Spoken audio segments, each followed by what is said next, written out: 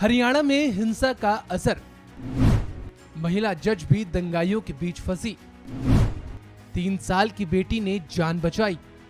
हरियाणा के नूंह में 6 घंटे तक चली हिंसा के तांडव के दौरान एक महिला जज भी दंगाइयों के बीच फंस गई थी। Additional chief judicial magistrate Anjali Jain के साथ कार में उस समय उनकी 3 साल की बेटी भी मौजूद थी, जिसे लेकर उन्होंने अपनी जान बचाई और जान बचाने के लिए उन्हें भागना पड़ा।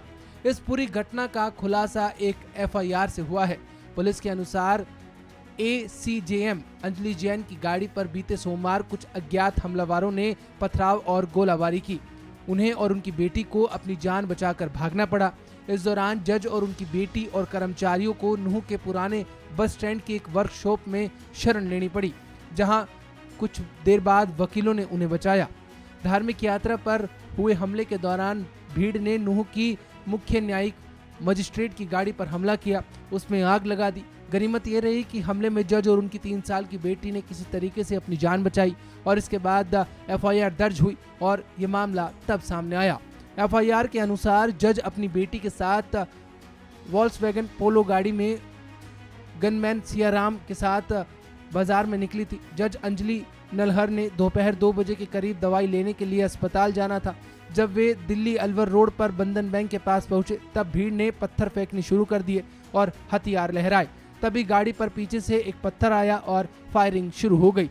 एफआईआर में जो आगे लिखा है उसके मुताबिक ये घटना दोपहर 1 बजे की है। 2 बजे के करीब सभी लोग मेडिकल कॉलेज से लौट रहे थे और इसी दौरान 100 से 150 दंगाइयों ने उन पर हमला किया था। बहरहाल आपको ये बता दें कि बीते सोमवार दोपहर 1 बजे 3 साल की बेटी गनमैन सियाराम और साथ ही महिला जज मेडिकल कॉलेज से जब लौटे, तब दंगाइयों ने ये उन पर हमला किया और वह भूल गए कि सामने बैठी हुई महिला एक जज है। बहरहाल पुलिस ने इस मामले में महिला जज की हत्या के प्रयास और दंगा की धाराओं में मुकदमा दर्ज किया है। पुलिस ने आईपीसी की धारा 148 जो कि दंगे संबंधित में दर्ज की जाती है, साथ ही 149 गैर कानूनी सभा, 435 नुकसान पहुंचाने के इरादे से आग लगाना, 307 हत्या का प्रयास और साथ ही शस्त्र अधिनियम की कई धाराओं में केस दर्ज कर लिया गया है। पुलिस अब दंगाइयों की पहचान कर रही है, जिन्होंने additional chief judicial magistrate Anjali Jain और साथ ही उनकी कार में मौजूद उनकी 3 साल की बेटी उनके गनमैन सियाराम पर हमला किया था।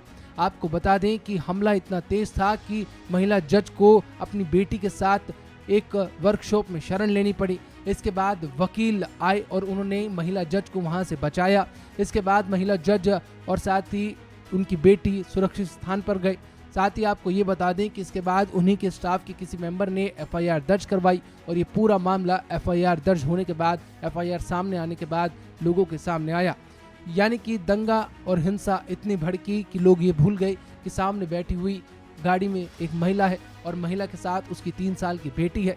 साथ ही साथ वह महिला एक संवैधानिक पद पर मौजूद है जो कि खुद न्याय के लिए जानी जाती हैं।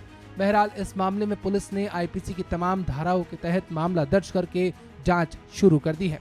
इस खबर में फिलहाल इतना ही। आप ताज़ा अपडेट के लिए बने रहिए वन इंडिया के साथ। नमस्कार।